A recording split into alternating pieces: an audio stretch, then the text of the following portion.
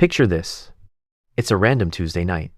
You open your banking app just to quickly check something, and suddenly, you notice your balance is way lower than you expected. You start scrolling through transactions. $12 for lunch, $18 for takeout, $7 coffee, $25 Amazon purchase you barely remember making. And you're sitting there thinking, wait, where did all my money go? You didn't buy anything crazy. No luxury watch, no vacation, no massive shopping spree, just normal stuff. And yet somehow, your money still disappeared. If that scenario sounds familiar, you're not alone. Because according to a study from the U.S. Bureau of Labor Statistics, the average household spends over $3,400 per year on dining out alone. That's almost $10 per day, every single day. And the crazy part? Most people don't even realize they're doing it. My name is Jack, and I spend way too much time thinking about how to fix my spending habit. If you're someone who struggles to limit spending, make sure to hit the subscribe button and give this video a thumbs up if this helps you out. Look, here's the thing. Most people assume their spending problem is about discipline. They think, I just need more self-control. But honestly, that's usually not the real problem.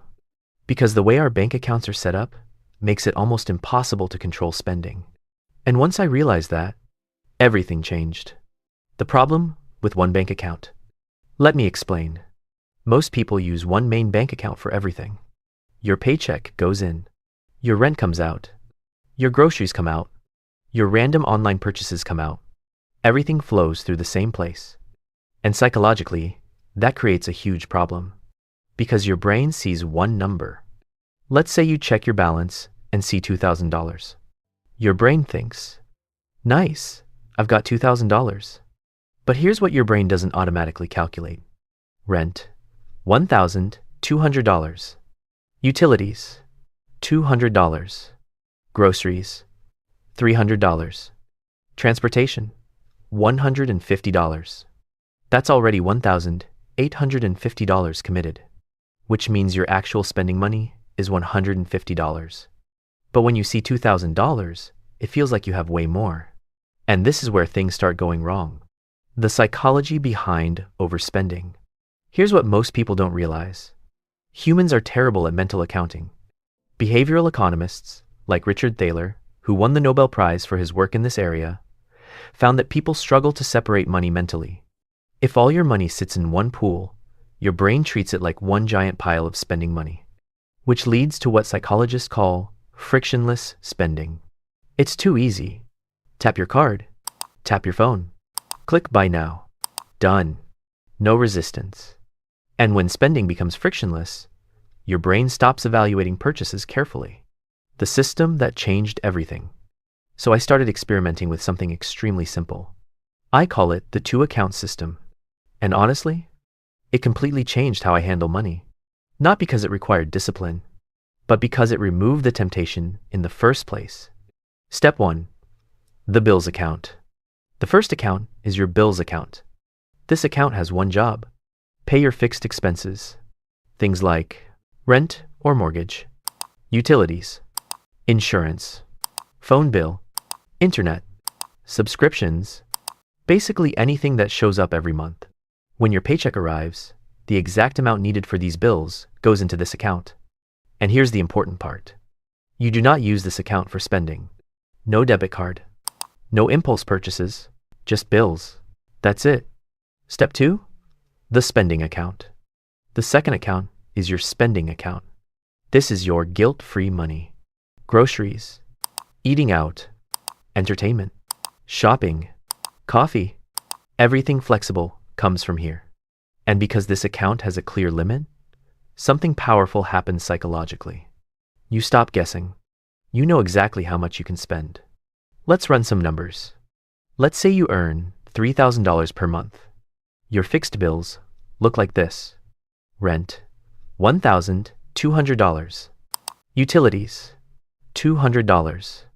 Insurance, $150. Phone and internet, $100. Subscriptions, $50. Total fixed expenses, $1,700. So when your paycheck arrives, $1,700 automatically goes into the bills account. Now you're left with $1,300. Out of that, maybe $600 goes toward groceries and spending, $400 goes to savings, $300 goes to investing. And here's the magic. Your spending account now only shows $600. Not $3,000, not $2,000, just $600, which dramatically changes how your brain approaches spending. Why this works so well? This is where it gets really interesting. Because the system works not through discipline, but through design. Your environment shapes your behavior. For example, if a bowl of candy sits on your desk, you'll eat more candy. If it's hidden in a cupboard across the room, you'll eat less. Same person, same candy, different environment. Money works the exact same way. By separating accounts, you're basically moving the candy bowl out of reach. Addressing the skepticism. Now, you might be thinking, okay, Jack, but couldn't I just mentally track this in one account? Sure, in theory, but in practice, almost nobody does it consistently. Because every purchase requires mental math. And mental math is exhausting. Your brain takes shortcuts, which leads to overspending. The two-account system eliminates the math entirely. You just check one number. If the spending account says $120, that's your reality. No calculations required. The surprising benefit. But here's the part that surprised me the most. The system didn't just reduce my spending. It also reduced financial stress. Because bills were already handled. When rent came due, I didn't panic. When insurance hit my account, it didn't feel like a surprise attack.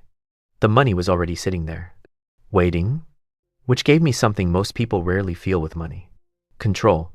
How to set this up in 10 minutes. Setting this up is actually ridiculously simple. Step 1. Open a second checking account.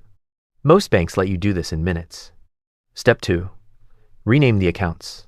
Call one bills. Call the other spending. Step 3. Calculate your fixed monthly expenses.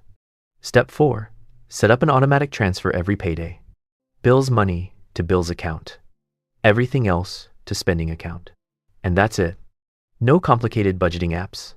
No spreadsheets. No tracking every latte. Look, personal finance advice usually focuses on willpower. Spend less. Budget better. Track everything. But honestly, willpower is unreliable. Designing a system is not. The two-account system works because it aligns with how human psychology actually works. And once your system works with your brain instead of against it, managing money becomes dramatically easier. So if you constantly feel like your money disappears, if you're tired of wondering where your paycheck went, try this. Seriously, it takes about 10 minutes to set up. But it can completely change the way you think about money. And honestly, the best financial systems are usually the simplest ones.